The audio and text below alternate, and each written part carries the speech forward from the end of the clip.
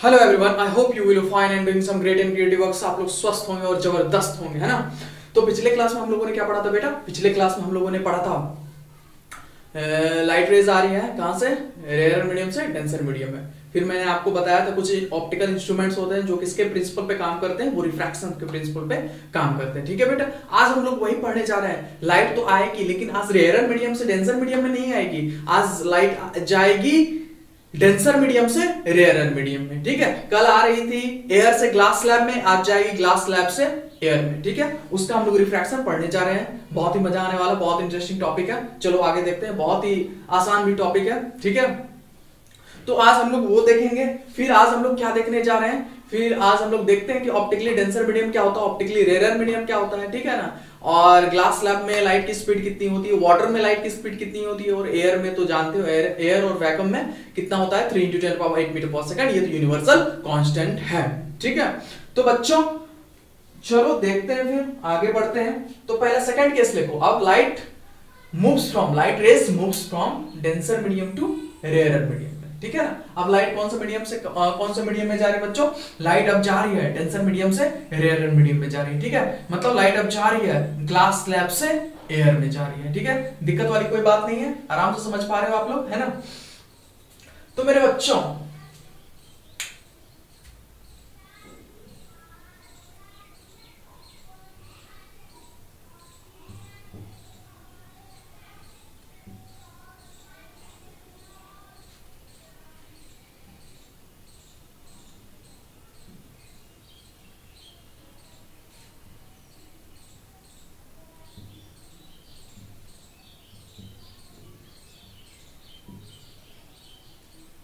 देखो बच्चों, अभी हम लोग तो ग्लास स्लैब से एयर में लाइट को पास करवाएंगे, लेकिन आप डेंसर मीडियम में ये भी ले सकते हो, वाटर बॉडी या वाटर ले सकते हो। वाटर से हम लोग लाइट रेज को एयर में पास करवाएंगे, रिफ्रैक्ट करवाएंगे। ठीक है ना, तो मैं यहाँ पे ग्लास स्लैब लेता हूँ क्योंकि ग्लास स्लैब जो है वो ऑप्टिकली डेंसर है। किससे? एयर से भी, एयर से तो है, और वाटर से भी वो ऑप्टिकली डेंसर है। ठीक है, तो हम लोग optically denser medium, optically rare medium को पढ़ेंगे। ठीक है, अच्छे से जानेंगे इसके बाद। ठीक है, तो पहले हम लोग देख लेते हैं केस कि जब लाइट जाती है, कोई भी ऑप्टिकली डेंसर मीडियम से पास करती है, डेंसर मीडियम से पास करती है, और कहां जाती है, कहां पे रिफ्रैक्ट होती है? रेयर मीडियम में। तो इस केस में क्या होता है? कल हम लोगों ने देखा था, जब लाइट रेज रेयर मीडियम से डेंसर मीडियम में पास हो रही थी, तो जब रिफ्रैक्ट हुई थी लाइट, वो नॉर्मल की तरफ मुड़ी थी, मतलब नॉर्मल के समीप आई थी, पास आई थी, या नॉर्मल से दूर गई थी। हम लोगों ने देखा था जब लाइट रेज एयर से ग्लास स्लैब में जा रही थी, रिफ्रैक्ट होने के बाद जो है वो नॉर्मल के पास आई थी, मतलब नॉर्मल उसे अट्रैक्ट किया। ठीक है, लेकिन आज देखेंगे कि अब जो लाइट रेज ग्लास स्लैब से एयर में जा रही है, तो आज देखेंगे कि ये नॉर्मल के पास आती है, नॉर्मल से दूर भागती है, नॉर्मल के नियर आती है, नॉर्मल से अवे हो जाती है। ठीक है, तो आज हम लोग वो चीज देखने जा रहे हैं, बहुत ही इंपॉर्टेंट चीज है, समझेंगे अच्छे से ऐसा क्यों होता है, हम लोग देखेंगे उसको, जबरदस्त वाला चीज देखेंगे। हाँ मेरे बच्चों, देखेंगे उसको, क्या करेंगे? देखेंगे उसको। ठीक है, तो इसको देखना, इस वाले चैप्टर को भी कितना आसान तरीके से मैं खत्म करता हूं, इसका भी सारे न्यूमेरिकल्स हम लोग लगाएंगे। देखो, रिफ्लेक्शन ऑफ लाइट के 1-2 क्लास और भी न्यूमेरिकल्स के मैं ले लूंगा। ठीक है ना, पहले अभी पढ़ाते हैं थ्योरी, उसके बाद कभी बीच में मेरा मन हुआ तो वो लेक्चर जो होगा वो रिफ्लेक्शन ऑफ लाइट के लिए होगा, कुछ अच्छा न्यूमेरिकल्स वगैरह होगा। ठीक है, तो देखो बच्चों मेरे, अब मैंने बताया था ग्लास स्लैब को या तो ऐसे एक बाउंड्री लेके ले लो, नहीं तो मैं, ठीक है, नहीं तो मैं ऐसे लेता हूं उसको, एक फिगर बना के।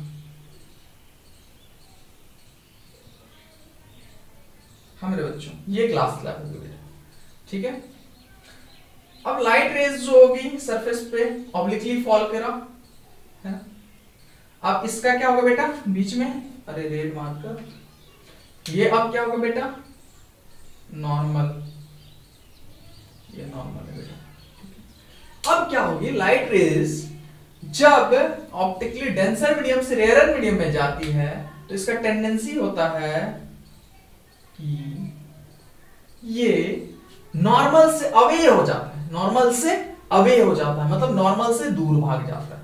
ठीक है, तो ये हो गया एक एंगल, ये हो गया एक एंगल। ठीक है, ये कौन सा रेज बेटा? Normal rays, normal rays. अब बेटा इंसिडेंस कहां से हो रही है? ग्लास स्लैब से, कहां से हो रही बेटा, ग्लास स्लैब। ये मीडियम 1 N1 मान लो, ये मीडियम N2 मान लो, और ये क्या हो गई, एयर, ये क्या हो गई, एयर। और ये कौन सी रेज हो गई बेटा, इसको बाहर निकाल के लिखते हैं, यहाँ पे नहीं, इसको ये इंसिडेंट रेज हो, इंसिडेंट रेज। और ये कौन सी रेज हुई बेटा, रिफ्रैक्ट। रिफ्रैक्ट कहां पे की, एयर सरफेस पे, रिफ्रैक्टेड रेज। ठीक है बेटा। अब देखो बेटा क्या हुई, तो मैंने एक चीज आपको बताया था, इसको मैं O मान लेता हूं, ये वाला जो है पोजीशन, ये वाला पॉइंट को मैं O मानता हूं, और ये A और ये N और ये P और ये Q। ठीक है। अब देखो यहाँ पे दो एंगल बन रहे होंगे, एक तो ये एंगल ऑफ इंसिडेंस बन रहा है, एक एंगल ऑफ रिफ्रैक्शन बन रहा है। तो मैंने आपको कल बताया था एंगल ऑफ इंसिडेंस और एंगल ऑफ रिफ्रैक्शन के बारे में, मैंने कुछ आइडियाज दिए थे आपको, है ना। तो मैंने क्या दिया था आपको आइडियाज, मैंने आइडियाज दिया था कि the angle between normal rays and the incident rays, the angle between normal ये रेज है और ये इंसिडेंट रेज है, इस दोनों के बीच में जो गैप होगा, जो एंगल क्रिएट होगा, उसी को हम लोग कहते हैं एंगल ऑफ इंसिडेंस, जिसको एंगल आई से डिनोट करते हैं। ठीक है। और the angle between normal rays and the refracted rays is called angle of refraction. Reflection नहीं, refraction, angle of refraction which is denoted by angle R। ठीक है। तो अब मेरे बच्चों ये बताओ, कुछ चीजें मैं लिख देता हूं, एंगल AON, एंगल AON ये हो जाएगी बेटा एंगल ऑफ रिफ्रैक्शन। हाँ बेटा, एंगल ऑफ रिफ्रैक्शन, रिफ्रैक्शन। ठीक है। अब एंगल POQ, एंगल POQ ये हो गई angle of incidence, angle of incidence. हाँ मेरे बच्चों लिखो, बब्बू लिखो, सोना मेरा लिखो, बब्बू लिखो। एंगल POQ क्या हो गया बेटा, एंगल ऑफ इंसिडेंस। ठीक है। इतना चीज हम लोगों ने देखा, कोई दिक्कत वाली बात ही नहीं है। अब जो हम लोग आगे बढ़ने जा रहे हैं वो क्या देखेंगे कि हम लोगों ने रिफ्लेक्शन ऑफ लाइट में देखा था कि जब भी लॉज हम लोग पढ़ रहे थे तो उस केस में हम लोगों ने देखा था angle of incidence equal to angle of reflection होती थी। लेकिन इस केस में बताओ मेरे बच्चों, रिफ्रैक्शन के केस में क्या angle of incidence angle of refraction के बराबर हो पाएगी? कभी नहीं हो पाएगी मेरे बच्चों। क्यों? पिछले केस में हम लोगों ने देखा था एंगल ऑफ रिफ्रैक्शन जो थी वो छोटा हो रही थी एंगल ऑफ इंसिडेंस से, क्योंकि रिफ्रैक्टेड रेज नॉर्मल के पास आई थी। अब देखो इस वाले केस में क्या हो गया, एंगल ऑफ रिफ्रैक्शन जो है ये बड़ी वाली दिख रही है ना, गैप क्रिएट हो गया, तो एंगल ऑफ रिफ्रैक्शन जो है वो अब बड़ी दिख रही है, किससे? Angle of incidence. इसका गैप देखो, ये छोटी वाली गैप लग रही है यहां से यहां तक, लेकिन इसका गैप देखो ये बड़ी वाली गैप लग रही है। तो मतलब एंगल ऑफ रिफ्रैक्शन इस वाले केस में वो बड़ा हो गया angle of incidence, angle of incidence से। तो चलो ये वाली बात तो पहले यहां तक छापो, मैंने कुछ कंसेप्ट्स भी आपको बता दिए और फिर आगे फिर बढ़ते हैं। कोई दिक्कत वाली बात है ही नहीं मेरे बच्चों, कोई दिक्कत वाली बात नहीं, फिर आगे हम लोग बढ़ते हैं, है ना।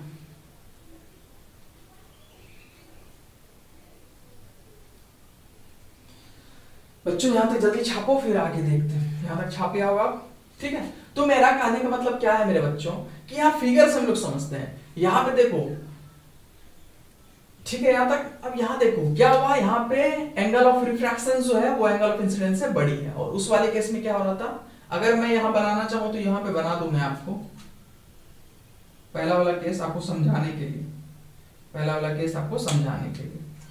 ये ग्लास स्लैब हो गया बेटा, यहां पे देखना ध्यान से, ये ग्लास स्लैब। अब रेज आई यहां पे नॉर्मल, ठीक है। जब रेज आती है रिफ्रैक्ट हुई तो ये क्या होगी, नॉर्मल की तरफ बैंड करेगी, नॉर्मल की तरफ बैंड, ठीक है। तो अब बच्चों देखो यहां पे एंगल ऑफ इंसिडेंस जो है एंगल ऑफ रिफ्रैक्शन से बड़ी, इस वाले केस में जब रेज आ रही है, ये ग्लास स्लैब, ये ए है, और ये नॉर्मल रेज हो गई,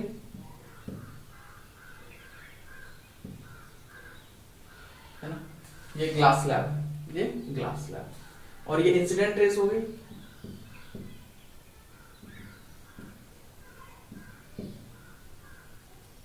और ये कौन सी रेज होगी बेटा,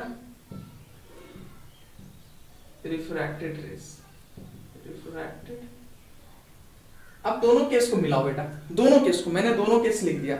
एक तो पहले केस में, पहला केस में मैं बता रहा हूं रिफ्रैक्टेड रेस, यहां पे अच्छे से मैं यहां पे लिख लो रिफ्रैक्टेड रेस।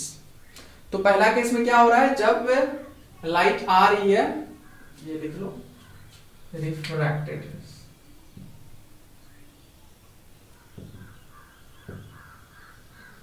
देखो पहला केस में क्या हो रहा है, जब लाइट रेज आ रही है एयर से ग्लास स्लैब में, तो इस केस में एंगल ऑफ इंसिडेंस जो है एंगल ऑफ रिफ्लेक्शन से बड़ी हो रही है, ठीक है। लेकिन दूसरा केस में क्या है, जब लाइट रेज जा रही है ग्लास स्लैब से, कहां पे जा रही है बेटा, ग्लास स्लैब से एयर में जब जा रही है, तो इस केस में एंगल ऑफ इंसिडेंस देखो, एंगल ऑफ इंसिडेंस जो वो छोटी दिख रही है आपको एंगल ऑफ रिफ्रैक्शन से। तो रिफ्रैक्शन के केस में दोनों केस हो रहा है, दोनों चीज हो रहे हैं, मतलब रिफ्रैक्शन के केस में एंगल ऑफ इंसिडेंस और एंगल ऑफ रिफ्रैक्शन बराबर नहीं होंगे। एंगल ऑफ इंसिडेंस एक केस में छोटे होंगे और एंगल ऑफ इंसिडेंस एक केस में बड़े होंगे, ठीक है ना। तो इसी को हम लोग लिखते हैं। तो यहां तक छाप लिया हो आप लोगों ने। वैसे ये केस मैंने आपको कल बताया था, तो देख लेना नोट्स में जाकर।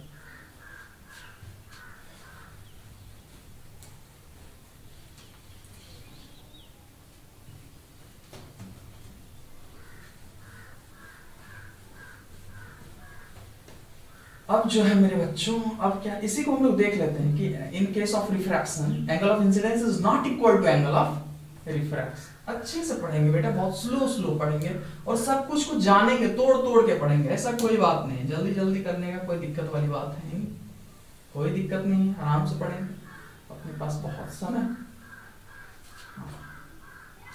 तो उसको लिख लो, in case of refraction, in case of refraction, the angle of incidence is not equal to the angle of refraction, ठीक है। एंगल ऑफ इंसिडेंस जो होगी वो एंगल ऑफ रिफ्रैक्शन के बराबर नहीं होगी। तो क्या होगी बेटा, पहला इसको ऐसे लिख देता हूं, angle of incidence, angle of incidence is either less than or greater than angle of refraction, angle of, ये एंगल आई, ये angle R. Angle I denotes for angle of incidence, angle of incidence, and angle R denotes for angle of refraction. बेटा जल्दी लिख लो आराम से, या तो छोटी होगी एंगल ऑफ इंसिडेंस या तो एंगल ऑफ रिफ्लेक्शन बड़ी, वो लाइट रेस पे डिपेंड करेगी कि लाइट रेस कौन सा मीडियम से कौन सा मीडियम में जा रही है, ठीक है। कोई दिक्कत वाली बात नहीं है। अगर नॉर्मल की तरफ बैंड होगी, अगर नॉर्मल की तरफ बैंड होगी तो वहां पे उस केस में एंगल ऑफ इंसिडेंस बड़ी हो जाएगी एंगल ऑफ रिफ्रैक्शन से। अगर लाइट रेस नॉर्मल से दूर जाएगी तो उस केस में एंगल ऑफ इंसिडेंस जो है छोटी हो जाएगी एंगल ऑफ रिफ्रैक्शन से। बेटा यहां तक समझ में आ गया होगा आप लोग को, है ना। अब देखो काउजेस ऑफ रिफ्रैक्शन तो मैं आपको और भी कल अगले क्लास में बताऊंगा, लेकिन मेन काउज क्या होते हैं रिफ्रैक्शंस होने के, वो चेंज इन द स्पीड। जब light rays moves from one medium to another medium, then there is a change of speed, then there is a change of speed। Speed का चेंज होने के कारण हर एक मीडियम में लाइट रेस की अलग अलग स्पीड होती है। जैसे एयर और वैक्यूम में 3 × 10⁸ मीटर पर सेकंड होती है, और ग्लास स्लैब में कितना होती है 2 × 10⁸ मीटर पर सेकंड। लेकिन वाटर में जो होती है 2.25 × 10⁸ मीटर पर सेकंड होती है। ये अप्रोक्सीमेट यही वैल्यू होती है ना। तो ये अलग अलग वैल्यू होती है, ठीक है। तो चलो उसको लिख लेते हैं, काउजेस ऑफ रिफ्रैक्शंस। अब इसके बाद जो कल हम लोग पढ़ेंगे बहुत ही, उसमें थोड़ा सा अच्छे से फिगर में बना के बताऊंगा कि why the causes, why the changes in speed causes refractions, why different speeds in different medium causes refractions। मतलब अब उसको भी तोड़ के पढ़ेंगे कि क्यों हर एक अलग मीडियम में अलग अलग स्पीड होती है, तो वो रिफ्रैक्शंस का कारण बनती है, वो रिफ्रैक्शंस के काउज बनती है, कारण बनती है। तो वो भी पढ़ेंगे तोड़ के, ठीक है, तो अभी तो ये लिख लो पहले, काउजेस ऑफ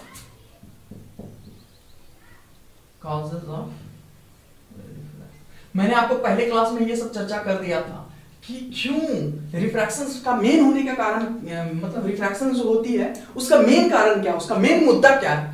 तो मेन मुद्दा यही है मेरे बच्चों कि रिफ्रैक्शन, जब लाइट रेज गिरती है ऑब्लिकली तो उसका सारा पार्टिकल जो एक साथ सरफेस को टच नहीं कर पाता है, जहां से क्या होती है, एक जो लेफ्ट हैंड साइड वाला पार्टिकल्स है वो पहले निकल जाता है, राइट हैंड साइड वाला पार्टिकल्स वो बाद में निकलता है, जिससे हमको बेंडिंग दिखाई देता है, लाइट का डायरेक्शन में थोड़ा सा चेंज दिखाई देता है। लेकिन वही केस अगर हम नॉर्मली का बात करें तो उसमें क्या होता था, सारा रेस पार्टिकल्स जो था, लाइट रेस पार्टिकल्स जो था, एक साथ सरफेस को, बाउंड्री को टच करता था। उस केस में क्या होता था, जैसे ही सारा पार्टिकल्स एक साथ बाउंड्री को टच करा, वैसे ही सारा रेस उस सरफेस और बाउंड्री को टच करके एक साथ निकल गया, है ना। तो वो वाला बात हो गया। तो अब बच्चों मेरे, तो रिफ्रैक्शन का मेन काउज क्या है, the change in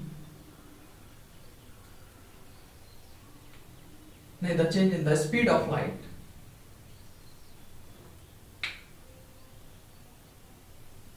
the different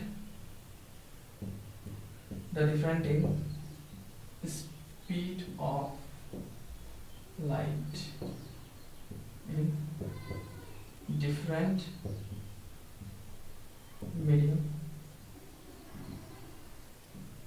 causes the refraction, हाँ मेरे बच्चों यहाँ तक लिखो मेरे बेटा, लिखो आप तो लिखो, है।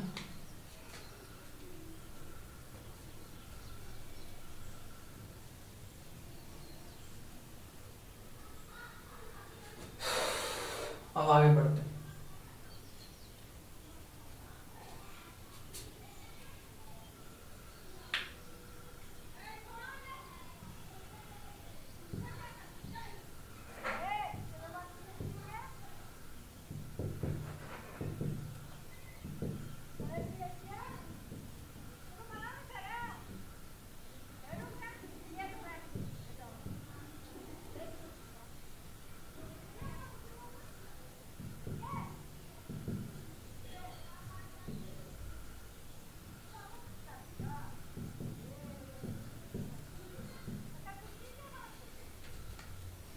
चलो बच्चों लिखो,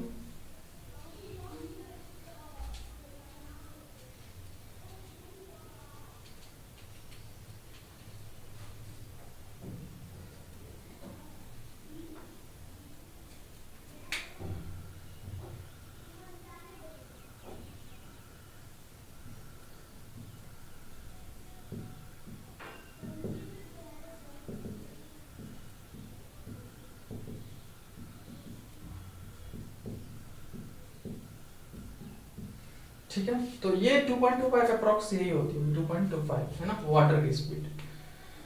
तो कल हम लोग ऑप्टिकली रेयर और डेंसर मीडियम देखेंगे, उसके बाद स्पीड का चेंज होना हर एक मीडियम में क्यों रिफ्रैक्शन का कारण बनता है वो भी हम लोग देखेंगे।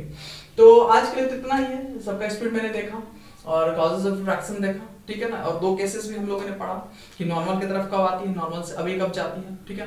कल दोनों मीडियम के बारे में पढ़ेंगे, optically denser, optically rare medium के बारे में पढ़ेंगे, ठीक है ना। उसके बाद फिर आगे बढ़ते हैं हम लोग, है ना। बहुत ही अच्छा चैप्टर है, बहुत ही कंसेप्चुअल है, कोई दिक्कत वाली, बहुत आसान भी, बहुत ज्यादा आसान है ये चैप्टर। उसके बाद ह्यूमन आई भी बहुत आसान है, उसके बाद इलेक्ट्रिसिटी पढ़ेंगे, फिर मैग्नेटिज्म एंड इट्स इफेक्ट पढ़ेंगे, है ना। उसके बाद फिर सोर्सेस ऑफ एनर्जी देख लेंगे, पढ़ लेंगे, कोई दिक्कत वाली बात नहीं, सोर्सेस ऑफ एनर्जी पढ़ेंगे, वैसे तो खुद से आप पढ़ सकते हैं ना। आज के लिए थैंक यू। कोई जरा सा भी आपको डाउट है तो कमेंट बॉक्स में आप जरूर पूछो कोई भी क्वेश्चंस, मैं आपको हर एक कोशिश करूंगा हर एक क्वेश्चंस के आपकी सॉल्यूशन दूं, सॉल्व करके दूं, ठीक है। थैंक यू वेरी मच, आज के लिए इतना ही।